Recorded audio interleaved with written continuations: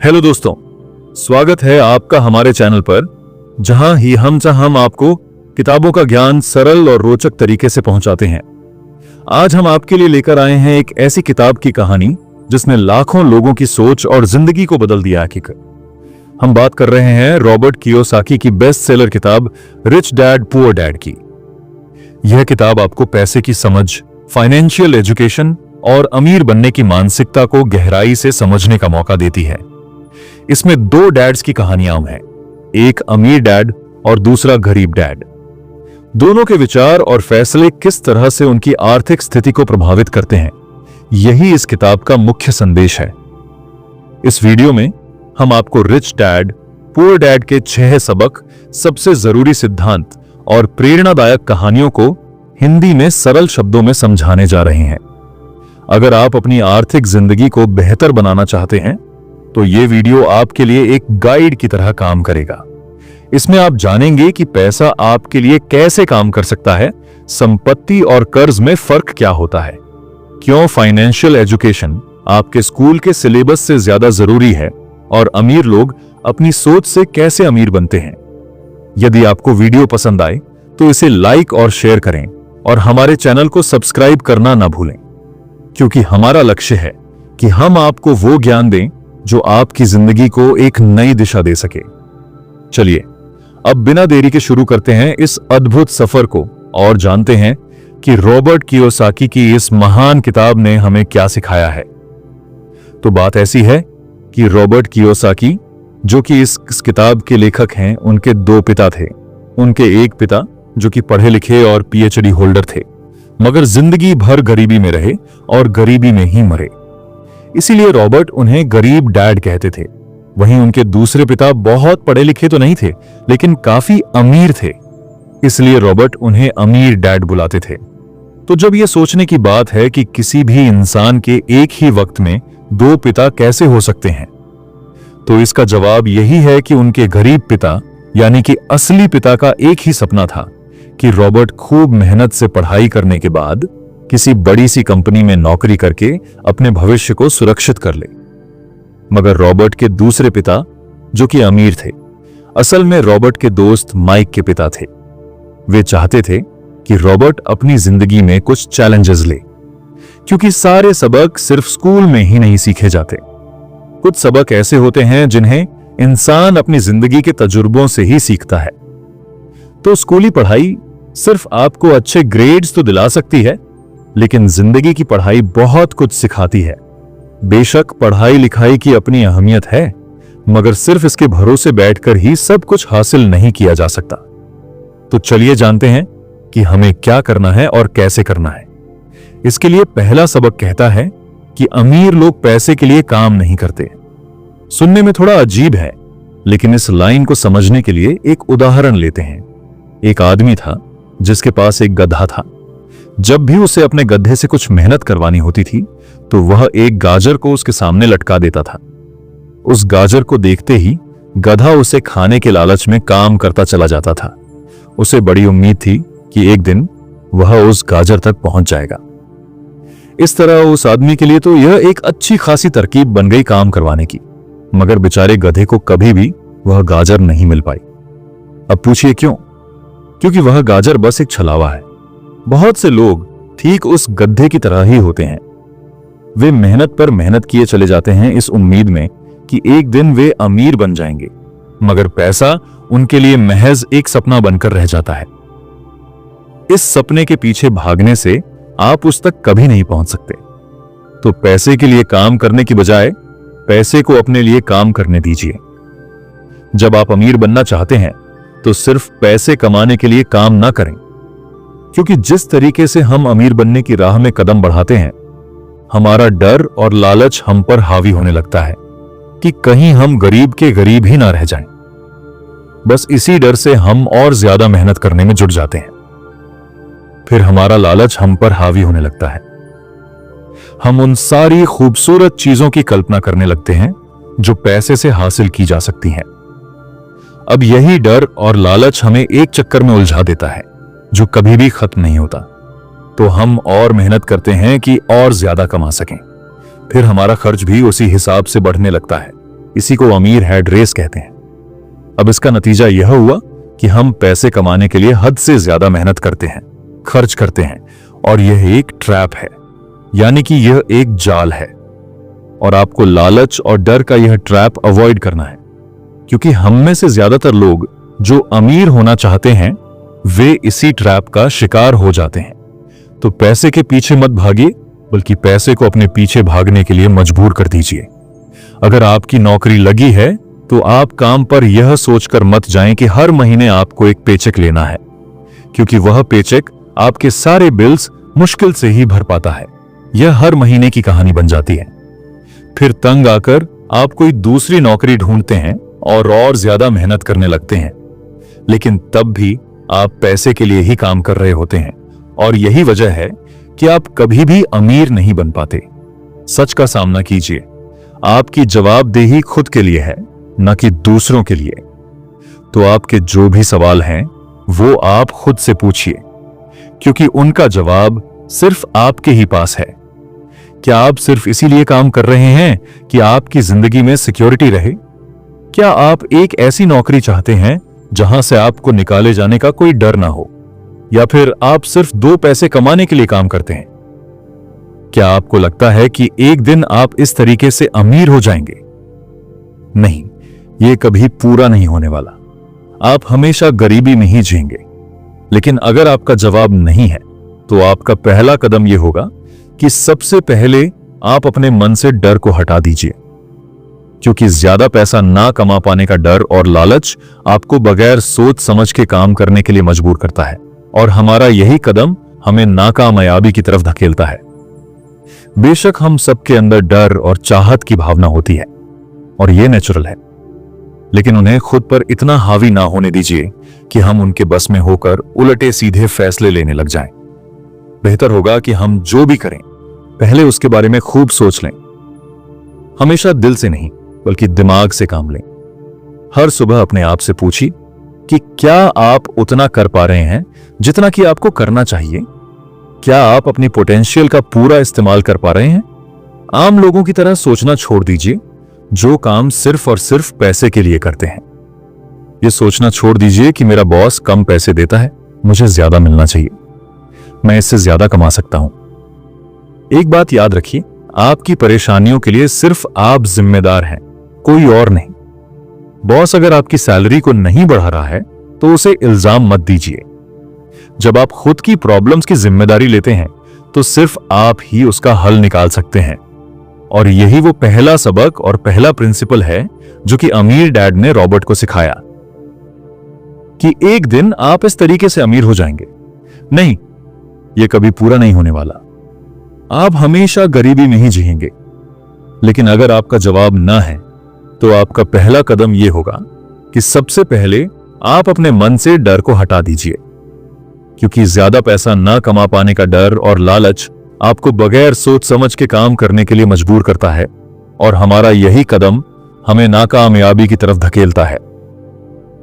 बेशक हम सबके अंदर डर और चाहत की भावना होती है, और यह नेचुरल है, लेकिन उन्हें खुद पर इतना हावी ना होने दीजिए कि हम उनके बस में होकर उलटे सीधे फैसले लेने लग जाएं। बेहतर होगा कि हम जो भी करें पहले उसके बारे में खूब सोच लें। हमेशा दिल से नहीं, बल्कि दिमाग से काम लें। हर सुबह अपने आप से पूछिए कि क्या आप उतना कर पा रहे हैं जितना कि आपको करना चाहिए? क्या आप अपनी पोटेंशियल का पूरा इस्तेमाल कर पा रहे हैं? आम लोगों की तरह सोचना छोड़ दीजिए, जो काम सिर्फ और सिर्फ पैसे के लिए करते हैं। यह सोचना छोड़ दीजिए कि मेरा बॉस कम पैसे देता है, मुझे ज्यादा मिलना चाहिए, मैं इससे ज्यादा कमा सकता हूं। एक बात याद रखिए, आपकी परेशानियों के लिए सिर्फ आप जिम्मेदार हैं, कोई और नहीं। बॉस अगर आपकी सैलरी को नहीं बढ़ा रहा है तो उसे इल्जाम मत दीजिए। जब आप खुद की प्रॉब्लम्स की जिम्मेदारी लेते हैं तो सिर्फ आप ही उसका हल निकाल सकते हैं, और यही वो पहला सबक और पहला प्रिंसिपल है जो कि अमीर डैड ने रॉबर्ट को सिखाया। इस सबक का एक पार्ट यह भी था कि अमीर डैड ने रॉबर्ट को एक कन्वीनियंस स्टोर में काम करने पर लगा दिया। उन्हें इस काम के कोई पैसे नहीं मिले, वे बस काम करते रहे, और इसका फायदा यह हुआ कि वे अपने दिल से काम में लगे रहे। इस दौरान कई नए आइडियाज उनके दिमाग में आए कि पैसे को अपने पीछे कैसे भगाया जाए। उन्होंने देखा कि उस स्टोर की क्लर्क कॉमिक्स बुक के फ्रंट पेज को 2 हिस्सों में फाड़ देती थी। आधा हिस्सा वह रख लेती और आधा हिस्सा फेंक देती थी। देर शाम में स्टोर में एक डिस्ट्रीब्यूटर आता था। वह कॉमिक्स बुक के ऊपरी आधे हिस्से को क्रेडिट के लिए लेता और बदले में नई कॉमिक्स बुक्स दे जाता था। तो एक दिन रॉबर्ट ने उस डिस्ट्रीब्यूटर से पूछा कि क्या वह पुरानी कॉमिक्स बुक्स ले सकते हैं। वह इस शर्त पर मान गया कि रॉबर्ट उन कॉमिक्स को बेचेंगे नहीं। यह उनके दिमाग में बिजनेस का एक नया आइडिया था। उन्होंने ये पुरानी कॉमिक्स बुक्स अपने दोस्तों और बाकी बच्चों को पढ़ने के लिए किराए पर देनी शुरू कर दी। बदले में वे हर किताब का 10 सेंट किराया वसूल करते थे। हर किताब सिर्फ 2 घंटे के हिसाब से पढ़ने के लिए दी जाती थी।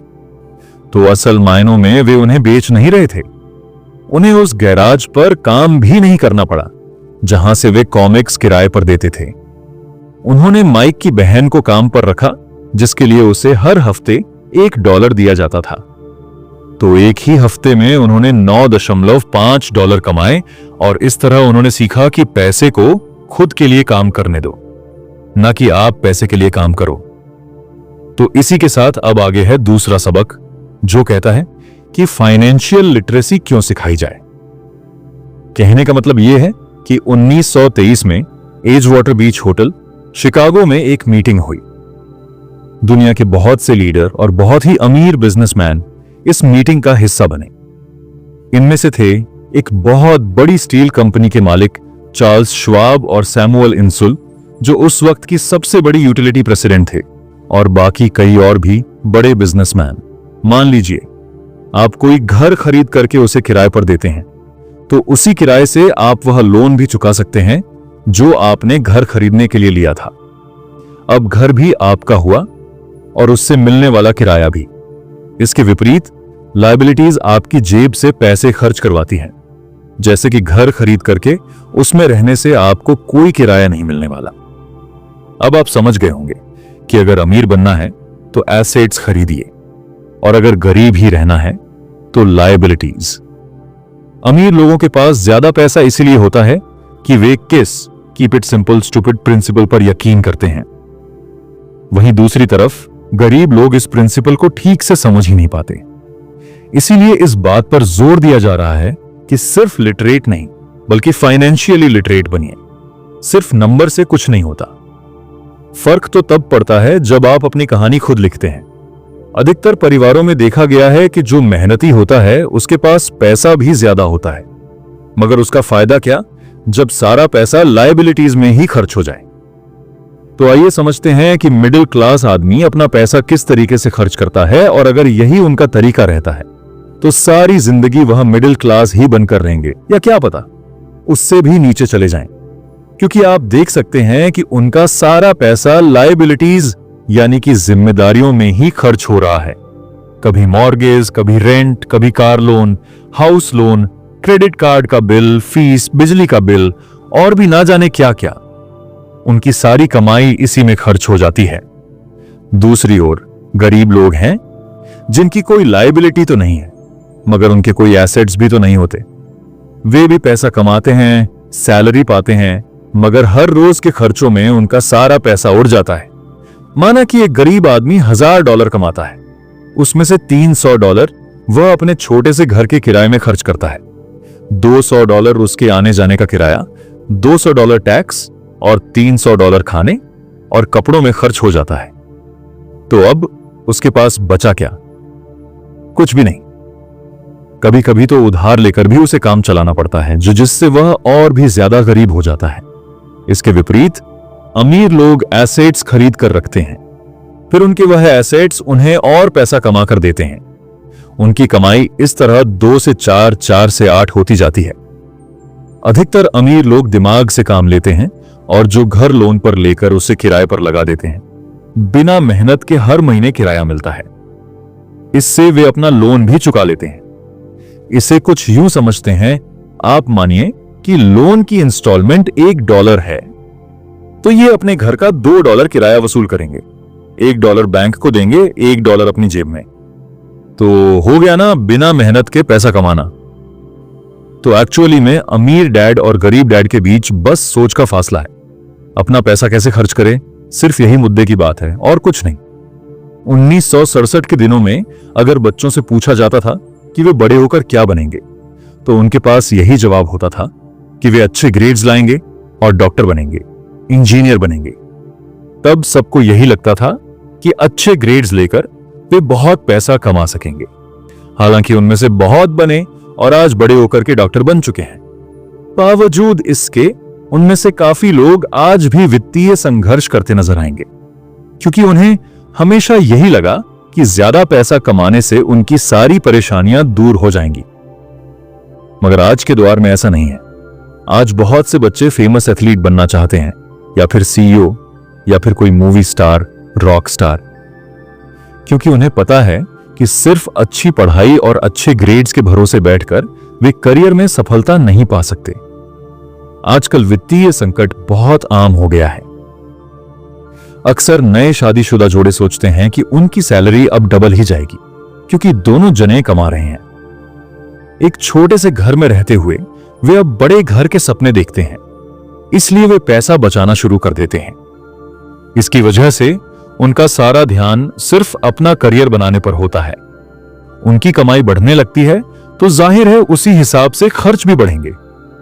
तो मामला ऐसा है कि अब जब आप फाइनेंशियली लिटरेट हुए बिना पैसा कमाते हैं या बिना सोचे समझे उसे खर्च करते हैं, तो होता यह है कि आप पहले से भी ज्यादा खर्च करने लगते हैं। यह एक ऐसा चक्र है जो फिर से चलता ही रहता है। तो इस मीटिंग के 25 साल बाद इनमें से कई लोग गरीबी से मरे, कुछ ने खुदकुशी कर ली और भी कईयों ने तो अपना दिमागी संतुलन तक खो दिया था। असल बात यह है कि लोग पैसे कमाने में इतने मशगूल हो जाते हैं कि यह खास बात सीखना भूल जाते हैं कि पैसे को रखा कैसे जाए। आप चाहे जितना मर्जी पैसा कमा लें, उसे बनाए रखना असली बात है। और अगर यह हुनर आपने सीख लिया तो आप किसी भी आड़े टेढ़े हालात का सामना आसानी से कर लेंगे। या हो सकता है कि अगर आप ठीक तरीके से प्लानिंग करें तो बुरा वक्त आए ही ना। वैसे लॉटरी में मिलियन जीतने वाले लोग कुछ सालों तक तो मजे से जीते हैं, मगर फिर वापस उसी पुराने हालात में पहुंच जाते हैं। तो अधिकतर लोगों के सवाल होते हैं कि अमीर कैसे बने या अमीर बनने के लिए क्या करें। इन सवालों के जवाब से अधिकतर लोगों को निराशा ही होती है। मगर इसका सही जवाब होगा कि पहले आप फाइनेंशियली लिटरेट बनना सीखें। देखिए, अगर आपको एम्पायर स्टेट बिल्डिंग खड़ी करनी है तो सबसे पहले आपको एक गहरा गड्ढा खोदना पड़ेगा, फिर उसके लिए एक मजबूत नींव रखनी पड़ेगी। लेकिन अगर आपको एक छोटा सा घर बनाना हो तो एक 6 इंच कंक्रीट स्लैब डालकर भी आपका काम चल जाएगा। मगर अफसोस की बात यह है कि हम में से ज्यादातर लोग 6 इंच स्लैब पर एक एम्पायर स्टेट बिल्डिंग खड़ी करना चाहते हैं और ऐसा करते भी हैं। तो जाहिर सी बात है कि बिल्डिंग टूटेगी ही। नए जोड़े ने अब इतना पैसा कमा लिया है कि वे एक बड़ा घर खरीद सके। उन्हें तो यही लगता है कि वे अब थोड़े अमीर हो गए हैं, मगर असलियत तो यह है कि बड़े घर के साथ उन्होंने नई लायबिलिटीज भी खरीद ली हैं। उनके खर्चों में अब प्रॉपर्टी टैक्स का सर्च बढ़ गया है। अब उन्हें एक नई गाड़ी भी चाहिए, फर्नीचर भी चाहिए, सब कुछ नया। उनकी लायबिलिटीज बढ़ती ही चली जा रही हैं और अधिकतर होता यही है कि इनकम के साथ साथ खर्चे भी बढ़ने लगते हैं। फिर एक दिन अचानक इस सच्चाई का खुलासा होता है, मगर तब तक लोग इस राइट रेस में बुरे तरीके से फंस चुके होते हैं। फिर ऐसे ही लोग हमारे लेखक रॉबर्ट के पास आकर पूछते हैं कि अमीर कैसे बना जाए। अब यही सवाल तो मुसीबत की जड़ है, क्योंकि सबको लगता है कि पैसा ही हर चीज का इलाज है। यह मानना ही एक बड़ी गलती है। उनकी समस्या यह नहीं है कि वे ज्यादा पैसा नहीं कमा रहे, बल्कि यह है कि जो कुछ उनके पास है उसे हैंडल कैसे करें। वैसे एक कहावत है जो यहां पर लागू होती है, जब तुम खुद को एक गहरे गड्ढे में पाओ तो और खोदना छोड़ दो, क्योंकि ज्यादातर लोग पब्लिक स्पीकिंग से घबराते हैं। मनोचिकित्सक यानी कि साइकियाट्रिस्ट का मानना है कि लोग इसीलिए घबराते हैं क्योंकि उन्हें रिजेक्शन का डर होता है, औरों से अलग होने का डर होता है। लोग हमारे बारे में क्या सोचेंगे या हम पर हंसेंगे तो नहीं, बस यही सोचकर ज्यादातर लोग पब्लिक स्पीकिंग से दूर भागते हैं। वे वही करना पसंद करते हैं जो सब कर रहे होते हैं। ऐसे लोग खुद को भीड़ का हिस्सा बनाकर संतुष्ट हो जाते हैं। आपका घर आपका सबसे बड़ा एसेट है, लोन लीजिए। अरे अब तो प्रमोशन हो गया है, अब तो सैलरी बढ़ गई है, तो नया घर तो ले ही लो। यही सब बातें ना हम लोगों से सुनते आ रहे हैं और फिर हम भी ना उसी रास्ते पर चल पड़ते हैं, क्योंकि जो सब कर रहे हैं वह जरूर से सही ही होगा। भाई, इतने सारे लोग मिलकर के कोई गलती तो नहीं कर सकते ना, ऐसा हम सोचते हैं, राइट? नहीं, ऐसा बिल्कुल भी नहीं है। अमीर डैड ने कहा था कि जापानीज लोग 3 चीजों की ताकत जानते थे: तलवार, कीमती जवाहरात और शीशा। तलवारबाजों की ताकत का प्रतीक है, कीमती जवाहरात पैसे की ताकत का, और शीशा खुद के अंदर छुपी हुई ताकत को दिखाता है। और वही हमारी सबसे बड़ी ताकत है। जब आप खुद को जानते हैं शीशे के सामने, अगर आप खुद से सवाल पूछ सकते हैं कि मैं सही हूं या मुझे भी भीड़ का हिस्सा बनकर रखना चाहिए, तो जो जवाब आपको मिलेगा, यस, यही आपकी असली ताकत है। तो गरीब और मिडिल क्लास खुद को पैसे का गुलाम बनने देते हैं, इसीलिए वे कभी भी अमीर नहीं बन पाते। 16 साल के रॉबर्ट और माइक अमीर डैड के साथ हर उस मीटिंग में जाया करते थे जो वह अपने अकाउंटेंट, मैनेजर्स, इन्वेस्टर्स और एम्प्लॉयज के साथ रखते थे। यहां एक ऐसे अमीर डैड देखने को मिलते हैं जो पढ़े लिखे नहीं हैं, जिन्होंने 13 साल में ही स्कूल छोड़ दिया था, मगर आज वे मीटिंग कर सकते हैं और अपने नीचे काम करने वाले पढ़े लिखे लोगों को ऑर्डर देते हैं, उन्हें बिजनेस के टिप्स समझाते हैं। एक ऐसा इंसान जो भीड़ का हिस्सा नहीं बना, जिसने रिस्क लिया और जिसने लोगों की परवाह नहीं की, जिसे यह फर्क नहीं पड़ा कि लोग उसके बारे में क्या सोचेंगे। इन मीटिंग्स का नतीजा यह हुआ कि लेखक और उनका दोस्त दोनों स्कूली पढ़ाई में मन नहीं लगा पाए।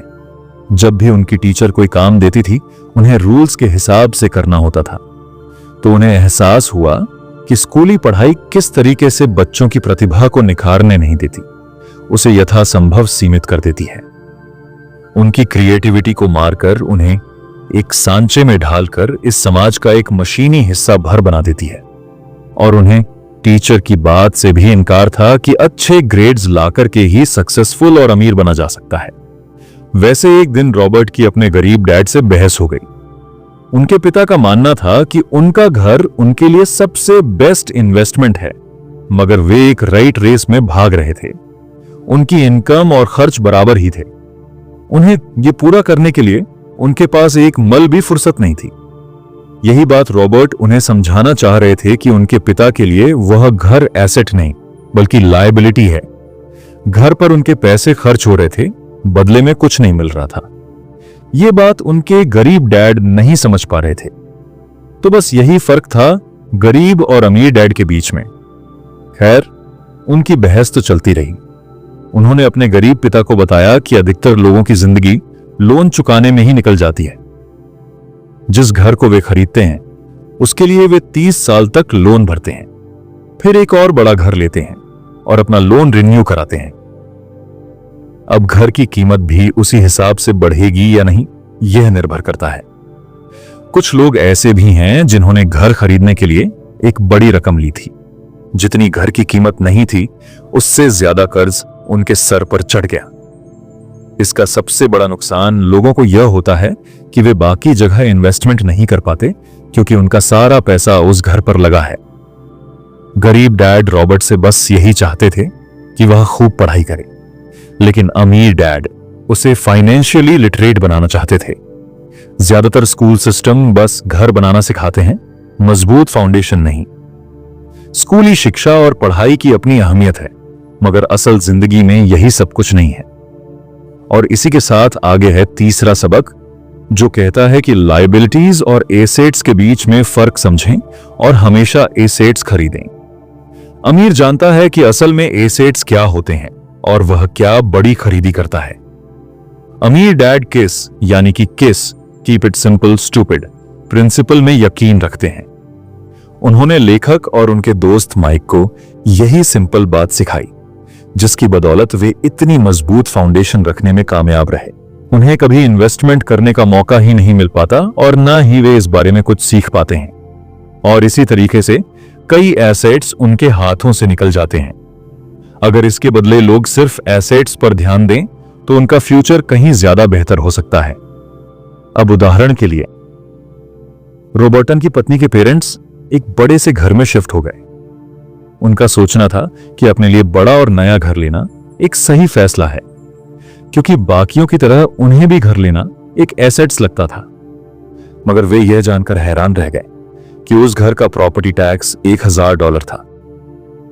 यह उनके लिए बहुत ही बड़ी कीमत थी, और क्योंकि वे रिटायर हो चुके थे तो इतना पैसा टैक्स के रूप में भरना उनके रिटायरमेंट बजट के बाहर था। बेशक हम यह नहीं कह रहे हैं कि आप एक नया घर न लें, बल्कि हम समझाना चाहते हैं कि जितने पैसे से आप एक बड़ा घर लेंगे उतने पैसे आप किसी एसेट में इन्वेस्ट करें तो बेहतर होगा। आपका एसेट आपके लिए कमाई करेगा और कुछ ही समय बाद आपके पास इतना पैसा होगा कि आप आसानी से मनपसंद घर ले पाएंगे, और वह भी बिना किसी लोन के। तो अब सवाल यह है कि अमीर और ज्यादा अमीर क्यों होते रहते हैं और मिडिल क्लास आगे क्यों नहीं बढ़ पाते? इसके पीछे भी एक वजह है, और कारण एकदम सिंपल है, जो कि उनका पैसा दुगना करता रहता है। उस पैसे से उनके सारे खर्चे मजे में निपट जाते हैं। और मिडिल क्लास क्या करते हैं?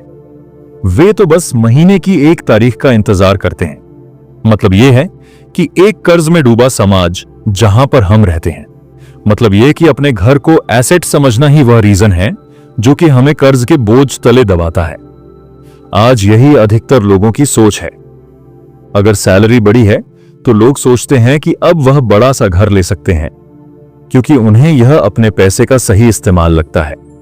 इसके बदले अगर वह पैसा सही जगह लगाया जाए तो उनकी जिंदगी हमेशा के लिए बदल सकती है। लेकिन ऐसा हो नहीं पाता, क्योंकि उनका सारा वक्त हाड़ तोड़ मेहनत करने में चला जाता है। अपनी नौकरी को सुरक्षित समझकर वे उससे अलग कुछ सोच ही नहीं पाते, और साथ ही उन पर कर्ज का इतना बोझ होता है कि वे नौकरी छोड़ने का रिस्क ले ही नहीं सकते। अब जरा खुद से सवाल कीजिए कि आज आप नौकरी छोड़कर बैठ जाते हैं तो कितने दिन आपका गुजारा चलेगा? क्योंकि अगर आप फाइनेंशियली लिटरेट नहीं हैं, अगर आपने सारी उम्र सिर्फ सैलरी के भरोसे ही काटी है और एसेट्स के बदले आपने लायबिलिटीज पाली हैं, तो यकीनन आपकी जिंदगी बहुत ही कड़ी चुनौती है। सिर्फ नेटवर्थ के भरोसे आपका काम नहीं चल सकता। तो नेटवर्थ बताता है कि आपके पास वाकई में कितना पैसा है, चाहे वह गैराज में पड़ी पुरानी कार के रूप में ही क्यों ना हो। अब भले ही वह कार कुछ काम की ना हो, वहीं वेल्थ का मतलब है कि आपके पास जो पैसा है उससे आप कितना और पैसा कमा रहे हैं। जैसे कि मान लीजिए कि आपके पास कोई एसेट है जिससे हर महीने मुझे $3000 की कमाई हो जाती है और हर महीने आपके $6000 खर्च होते हैं, तो मैं सिर्फ आधे महीने ही अपना गुजारा कर पाऊंगी। तो सॉल्यूशन यह होगा कि अपने एसेट से मिलने वाले पैसे को आप बढ़ा दें। जब वह $6000 आपको मिलने लगेगा तो आप रातों रात अमीर नहीं हो जाएंगे, मगर इस तरह आप वेल्थी होने लगेंगे। अब अगर आपके एसेट से आपका सारा खर्च कवर हो जाए तो आप वेल्थी बन पाएंगे। वेल्थी तभी बन पाएंगे जब आपके खर्च आपके एसेट की ग्रोथ से कम रहें। और इसी के साथ आगे है चौथा सबक, जो कहता है कि अपने काम से काम रखें। दुनिया की सबसे बड़ी फूड चेन मैकडॉनल्ड्स के फाउंडर रे क्रॉक ने एक MBA क्लास में एक स्पीच दी। यह 1947 की बात है। सिंपल बात यह है कि लायबिलिटीज यानी कि अपनी जिम्मेदारियों और एसेट्स यानी कि संपत्ति के बीच में फर्क को समझें और एसेट्स खरीदें। लेकिन अगर यह इतना ही सिंपल है तो हर आदमी अमीर होता है ना? मगर यहां पर मामला उल्टा है। यह एक्चुअली में इतना सिंपल है कि हर कोई इस बारे में सोचता तक नहीं है। लोगों को लगता है कि उन्हें लायबिलिटीज और एसेट्स के बीच में फर्क पता है, मगर उन्हें सिर्फ लिटरेसी के बारे में मालूम है, फाइनेंशियल लिटरेसी के बारे में नहीं। मतलब यह कि इनकम स्टेटमेंट को प्रॉफिट और लॉस का स्टेटमेंट मानकर चलना चाहिए। इसका सिंपल सा मतलब है कि इनकम यानी कि आपके पास कितना पैसा आया और एक्सपेंस यानी कि आपके पास से कितना पैसा खर्च हुआ। Balance sheet assets and liabilities के बीच बैलेंस बताती है। बहुत से पढ़े लिखे अकाउंटेंट को भी यह पता नहीं होता है कि आखिर बैलेंस शीट और इनकम स्टेटमेंट कैसे एक दूसरे से जुड़े हैं। और अगर हम इस बात को समझना चाहें तो वो एसेट्स वो चीजें होती हैं जो आपके लिए पैसे कमाने का काम करती हैं। उनकी यह स्पीच बड़ी ही शानदार थी। लोगों को प्रेरित करने वाली स्पीच के बाद जब एमबीए क्लास के स्टूडेंट्स ने कुछ वक्त उनके साथ बिताने की गुजारिश की तो वह उनके साथ बियर पीने चले गए। बातचीत के दौरान रे ने अचानक एक सवाल किया, क्या आप लोग जानते हैं कि मैं किस बिजनेस में हूं? अब यह बात तो सबको मालूम थी कि वह हैमबर्गर बेचते थे।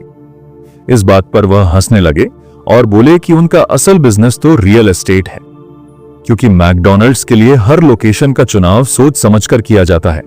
जहां उसकी फ्रेंचाइजी बनाई जाती है वह जमीन भी साथ ही बेची जाती है। तो इसका सीधा सा मतलब है कि मैकडॉनल्ड्स की फ्रेंचाइजी खरीदने वाले को वह जमीन भी खरीदनी पड़ती थी। तो इस तरीके से यह एक रियल एस्टेट बिजनेस भी हुआ। यही सबक अमीर डैड ने रॉबर्ट को सिखाया कि अक्सर लोग खुद के लिए छोड़कर बाकी सब के लिए काम करते हैं। वे टैक्स पे करके गवर्नमेंट के लिए काम करते हैं, उस कंपनी के लिए काम करते हैं जहां वे नौकरी करते हैं, बैंक का मॉर्गेज देकर उसके लिए काम करते हैं। और यह सब इसलिए क्योंकि हमारा एजुकेशन सिस्टम ही ऐसा है। स्कूल हमें एम्प्लॉय बनना सिखाता है, ना कि एम्प्लॉयर। जो आप पढ़ते हैं वही आप बनते हैं। अगर आपने साइंस पढ़ी है तो डॉक्टर बनेंगे, मैथमेटिक्स पढ़ी है तो इंजीनियर बनेंगे। मतलब जो भी आपने पढ़ा है वह आप बनेंगे। अब मुसीबत तो यह है कि इससे छात्रों का कोई भला नहीं हो पाता, क्योंकि वे नौकरी और बिजनेस के बीच के फर्क में उलझ कर रह जाते हैं। जब कोई पूछता है कि आपका क्या बिजनेस है तो आपको यह नहीं बोलना चाहिए कि मैं तो एक डॉक्टर हूं या एक बैंकर हूं, क्योंकि वह आपका प्रोफेशन है, बिजनेस नहीं। कहने का मतलब यह है कि आप जो भी करते हैं उसे अपना बिजनेस बनाएं, नौकरी नहीं। अपनी सारी उम्र दूसरों के लिए काम करके उन्हें अमीर करने में बर्बाद न करें, बल्कि खुद की जिंदगी को खुशहाल बनाने के लिए काम करें। बहुत से लोगों को इस बात का एहसास बहुत देर से होता है कि उनका हाउस लोन उनकी जान ले रहा है, और फिर उन्हें भी लगता है कि जिसे वे एसेट मानने की गलती कर रहे थे वह एक्चुअली कभी एसेट था ही नहीं।